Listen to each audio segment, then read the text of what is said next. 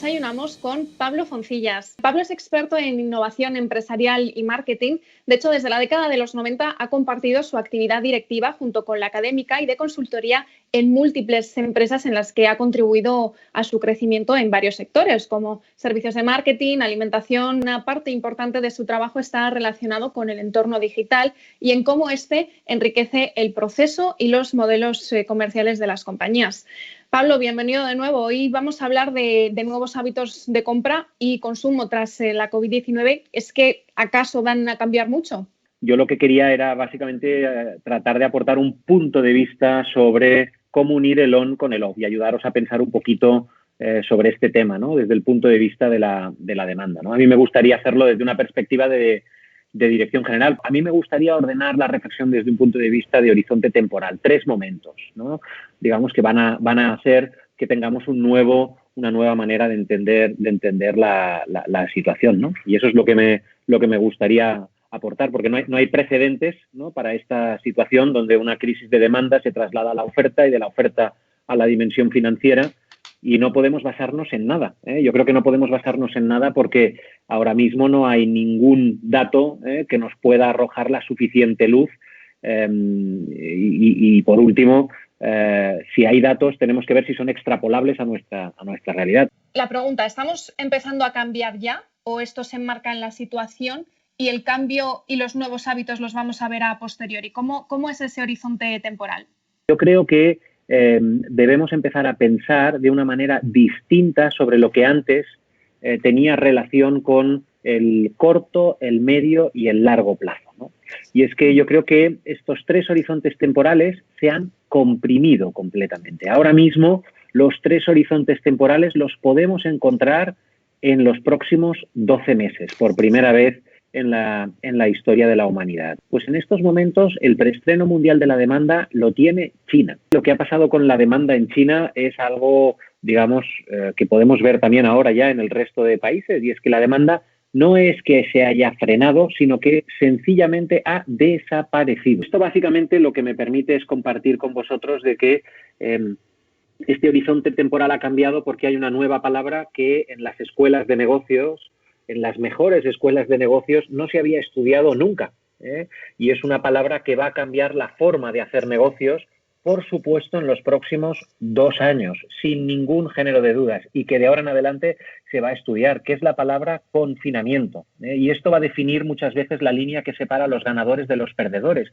Y eso tiene que ver con la duración, la extensión, los sectores de actividad en los que está, digamos, impactando, la dureza también. Creo que eso también es importantísimo, no salir de casa o salir con determinadas restricciones y, por supuesto, y sobre todo, en el momento que estamos viviendo ahora, la intermitencia es lo que va a condicionar completamente la actividad económica y, por lo tanto, la demanda, ¿no? Y si traducimos esta idea desde un punto de vista de lo que es la luz que arroja, ¿no?, en la actualidad sobre la demanda, lo que vemos es que arroja una demanda muy endeble, muy débil, muy volátil. Lo que me lleva inmediatamente a una segunda conclusión. Una segunda conclusión es que ninguno de los planes que teníamos nos va a servir y hemos de construir sobre todo alternativas, ¿no? He estado hablando con decenas de directivos en todo tipo de industrias en las últimas semanas y lo que vemos es que los buenos directivos están trabajando sobre todo en construir alternativas muy diversas,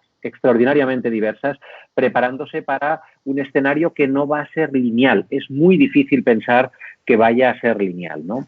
Lo que me lleva a una tercera conclusión, y es que hay que tomar una serie de medidas inmediatas, algunas de las cuales, por supuesto, ya habéis tomado todos los que estáis aquí y veis que lo están haciendo vuestros clientes, que tiene que ver con, en primer lugar, entender que esto es una guerra de costes, evidentemente, y como tal, esto tiene una derivada, y es que hay un criterio de prudencia relacionado con controlar, reducir, redefinir o sencillamente parar los costes, ¿no? Y esto está vinculado, lógicamente, con proteger la caja y también está vinculado con dedicar muchísimas horas a comunicar con tus clientes y con tus empleados las decisiones que estás tomando en el bien entendido de que es un momento para ser valiente y asumir también que no tenemos respuestas para todo. Digamos, dedicar un esfuerzo a entender la situación y a partir de allí tomar decisiones.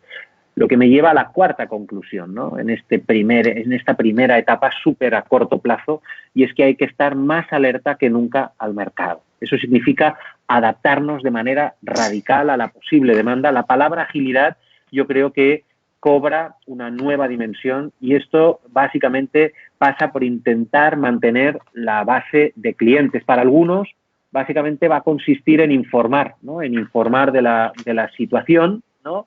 Y para otros es adaptar a marchas forzadas aquello que podemos hacer, ¿no?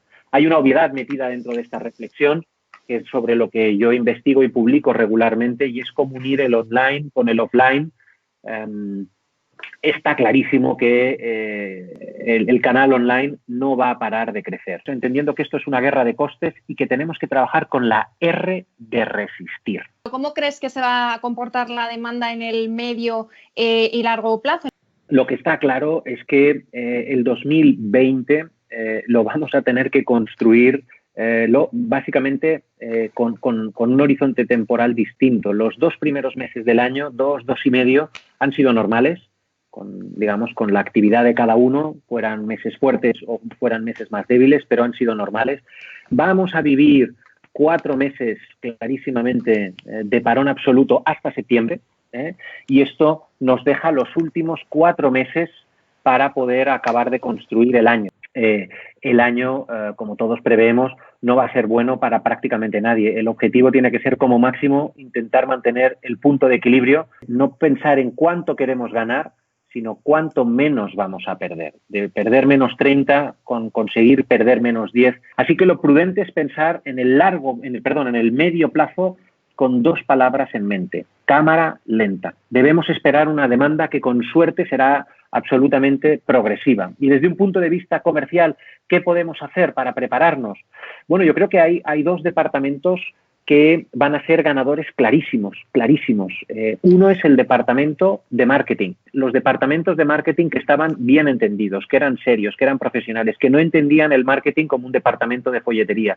Y eso significa entender que tú tienes, por ejemplo, bases de datos con las que puedes trabajar para, digamos, segmentar muy bien el mercado y construir una oferta asociada a ese mercado, de tal manera que tú puedes casar oferta y demanda con una nueva propuesta de servicios. Los clientes que han migrado online tras esta crisis, ¿no? Yo creo que están cómodos, y ese va a ser un nuevo perfil de cliente con el que vamos a tener que trabajar. Van a haber otros clientes que se mantendrán la relación tanto en el on como en el off.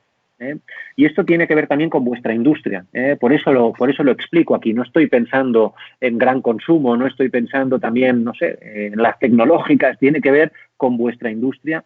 Veo también que otros clientes regresarán a antiguos hábitos, y por último tendremos que trabajar con aquellos clientes que hemos perdido y que hay que recuperar como sea, con una clarísima propuesta de productos claros, sabiendo a quién se los tenemos que vender, por qué canales y a qué precios. Y esto es una gran noticia para las agencias de eventos, porque marketing gana protagonismo, y aquí creo que pueden haber oportunidades, ¿no? Otro gran, claro ganador va a ser el departamento comercial. Es decir, es entender que después de la guerra de costes viene la guerra de ventas. Por lo tanto, a medio plazo, para mí, hay que, digamos, tener un titular, que es leer muy bien la demanda, y es la R de recuperarse. Para el largo plazo todo es más complejo, porque no hay nadie en estos momentos que tenga una idea clara de hacia dónde va a evolucionar la demanda. España tiene una economía muy abierta, y en la medida en la que le vaya bien a los demás, esto es el resto de Europa, nos irá bien a nosotros. Este nuevo largo plazo, que con suerte son 10-12 meses, y es que hay que empezar a pensar en desarrollar planes con preguntas realmente difíciles. Las preguntas difíciles son: ¿qué cambios puedes prever en tu industria? ¿No? ¿Qué va a pasar en términos regulatorios? ¿Qué puede afectarte desde un punto de vista regulatorio? ¿Qué ayudas públicas van a impactar en qué sectores? ¿Y qué cambios puedes prever y anticipar, por lo tanto, en tu actividad? Yo hay una pregunta que me haría si fuera el sector de las agencias, que sería básicamente: ¿cómo pueden disrumpir mi negocio? Es decir, ¿quién puede sacarme del mercado y qué puedo hacer yo para prepararme, para alguien que me pueda sacar del mercado, ¿no? Por lo tanto, a largo plazo hay que intentar ganar tras la crisis, que básicamente es la R de rehacerse tras la crisis. Me gustaría preguntarte ahora por la parte más personal, ¿no? Cuesta mucho que la condición humana construya, organice un nuevo sistema social, y cuesta mucho cambiarlo, cuesta mucho reformarlo. Yo no creo que vayamos a ver claramente cambios que sean dramáticos, a corto plazo, pero sobre todo de golpe y en general. Es que hablo con un montón de compañías y todas las compañías están viendo cómo intentan volver a trabajar como antes. A mí lo que me preocupa es el gran riesgo que corremos en el mundo si no cambia nada, porque queremos volver cuanto antes al mundo anterior. Y lo más difícil que creo que tenemos por delante es desaprender. ¿Cómo podemos desaprender de aquello que llevamos haciendo durante muchísimos años para al menos aprovechar esta idea, ¿no? Esta serie de ideas que estamos viviendo ahora para los próximos tiempos? No tendremos una pandemia igual a esta. Es una gran oportunidad para reinventarme. Quien ha conseguido, digamos, evolucionar en el mundo de la transformación digital ha sido, digamos, el coronavirus, pero desde una óptica de la que no se habla y no es el teletrabajo. Es desde el punto de vista de la mentalidad. Por primera vez, todo el mundo ha visto el músculo que ofrece, digamos, unir el online con el offline. De esta salimos juntos, ¿no? Clarísimamente, pero yo lo que creo es que vamos a seguir queriendo estar juntos, tocarnos, vernos. Eso es imbatible. Los eventos tienen muchísimo futuro.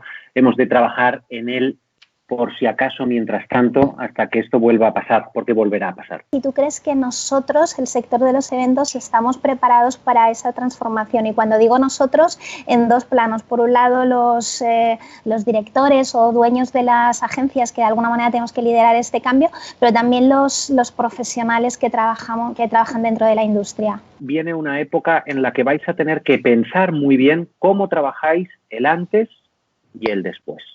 Porque el durante, lamentablemente, no va a ser tan físico. Entonces, la creatividad tendrá que tener foco en lo que es en la psicología del consumidor, en ese después, o en ese antes, mejor dicho, y en ese después, ¿no? Yo creo que la experiencia off es imbatible y va a volver, volverá con fuerza, y no hemos de estar preocupados por ello. Pero lo que nos tiene que preocupar es el cuándo. Estar preparado dependerá de cada agencia. Yo entiendo que dentro de AEVEA hay diferentes tipos de animales y allí cada uno tendrá que encontrar el hueco, pero donde yo creo que habrá una relevancia fundamental en el mundo de la creatividad y caerá drásticamente el mundo, digamos, de las operaciones.